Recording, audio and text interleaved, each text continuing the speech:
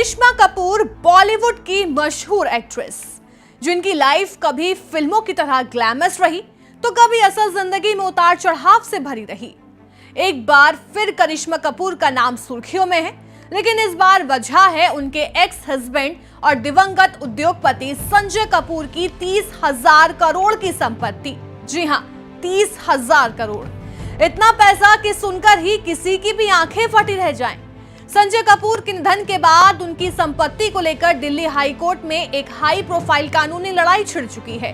संजय कपूर की दूसरी शादी करिश्मा कपूर से हुई थी, जिससे उनके 2 बच्चे हैं, यानी समायरा और कियान। इन्हीं दोनों बच्चों ने हाल ही में दिल्ली हाई कोर्ट में एक मुकदमा दायर किया। उनका आरोप है कि उनकी सौतेली मां प्रिया सचदेव कपूर ने उनके पिता की वसीयत यानी विल में हेराफेरी की है। बच्चों का कहना है कि उन्हें पिता की संपत्ति से दूर करने के लिए फर्जी वसीयत तैयार की गई, ताकि पूरा साम्राज्य सिर्फ प्रिया के हाथ में रहे। अब सवाल उठता है कि आखिर ये संपत्ति कितनी बड़ी है। रिपोर्ट्स के मुताबिक 30,000 करोड़ से ज्यादा की प्रॉपर्टी पर विवाद है।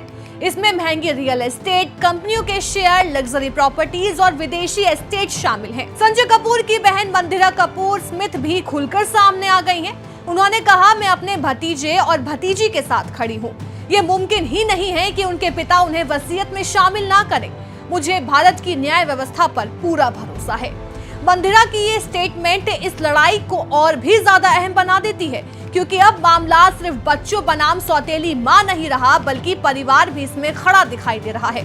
लेकिन प्रिया की तरफ से पेश हुए वरिष्ठ अधिवक्ता राजीव नायर ने इस याचिका को चुनौती देते हुए कहा, ये मुकदमा टिकाऊ नहीं है और वैसे भी बच्चों को पहले ही 1900 करोड़ रुपए की संपत्ति उनके नाम कर दी गई है। जैसे ही ये मामला सामने आया, सोशल मीडिया यूजर्स भी कूद पड़े। कई लोगों ने करिश्मा कपूर को गोल्ड डिगर, पैसों की भूखी और लालची तक कह डाला। एक यूजर ने लिखा, ये तो बॉलीवुड वालों की स्कीम है, पैसे वाले आदमी को फंसाओ और बाद में प्रॉपर्टी लूटो। तो किसी ने तंज कसा, तलाक हो चुका था, किस बात का हिस्सा चाहिए।